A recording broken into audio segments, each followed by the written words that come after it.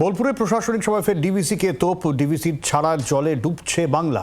ঠিকমতো ড্রেজিং কেন করা হয় না? ফের ম্যানমেড বন্যার তথ্য মুখ্যমন্ত্রীর। বন্যায় নিহত আহতদের জন্য আর্থিক সাহায্যের আশ্বাস। বিধায়ক সাংসদদের তহবিল থেকে টাকা দিতে বলেছেন। বোলপুরে প্রশাসনিক সভায় এমনই জানালেন মমতা বন্দ্যোপাধ্যায়।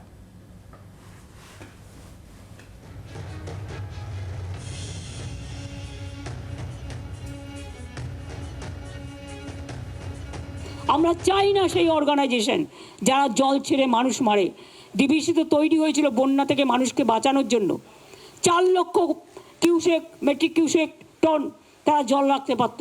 আর আজকে 20 কোথায় নেমে এসছে? রাস্তার সমান নেমে এসছে। 20 বছর ধরে ড্রেজিং করে না, ডিসিলটেশন করে না, ফরাক্কায় করে না, মানুষ জলে ডুবিয়ে মারে। প্রতি বছর ডিভিসির জল ছাড়ায় ম্যানমেড ফ্লাড তৈরি করা হয়। ঝাড়খণ্ডে বৃষ্টি হলে আমাদের চিন্তা হয়।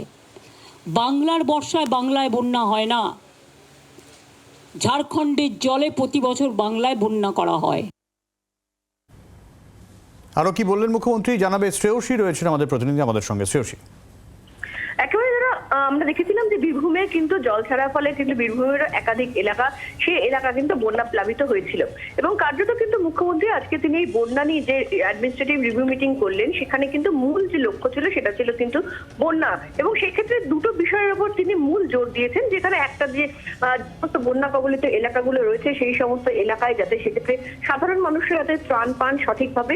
এবং আরেকটা বিষয় হচ্ছে যে সমস্ত কৃষকদের কৃষি জমি এই মুহূর্তে জলের তলায়, তাদের ক্ষেত্রে কিন্তু তিনি নির্দিষ্টভাবে বলেছেন তাদের ক্ষেত্রে শস্য বীমার টাকাটা যাতে তারা সঠিকভাবে পায় সেই বিষয়টার উপর জোর দিয়েছেন। কিন্তু আজকেও যখন বক্তব্য রাখছিলেন তিনি, তখনও কিন্তু কার্যত সেই সময় তিনি স্পষ্টত ডিভিসির বিরুদ্ধে ফের ক্ষোভ উগড়ে দেন এবং যেখানে তিনি বলেন যে ঝাড়খণ্ডের যে জল, সেই জলে এই রাজ্যকে ডোবানো হচ্ছে এবং ডিভিসির ক্ষেত্রে যে ভূমিকা, সেই ভূমিকাটা তিনি বলছেন যে তাদের নেতা মেম্বার সেক্রেটারিরা থাকলেও, সেখানে রাজ্য থেকে মেম্বার থাকলেও কিন্তু সেখানে কোনোভাবেই কিন্তু কখনো তাদেরকে জানানো হতো না কতটা জল ছাড়া হচ্ছে। এবং সেক্ষেত্রে আর একটা তার অভিযোগ যে এক্ষেত্রে ডিভিসির ক্ষেত্রেও কিন্তু সেক্ষেত্রে তিনি গতকালও যেটা বলেছিলেন আজকেও সেটা বলছেন যে এক্ষেত্রে ডিভিসির ক্ষেত্রেও কিন্তু সেটাকে বিক্রি করার একটা পরিকল্পনা রয়েছে কেন্দ্রের।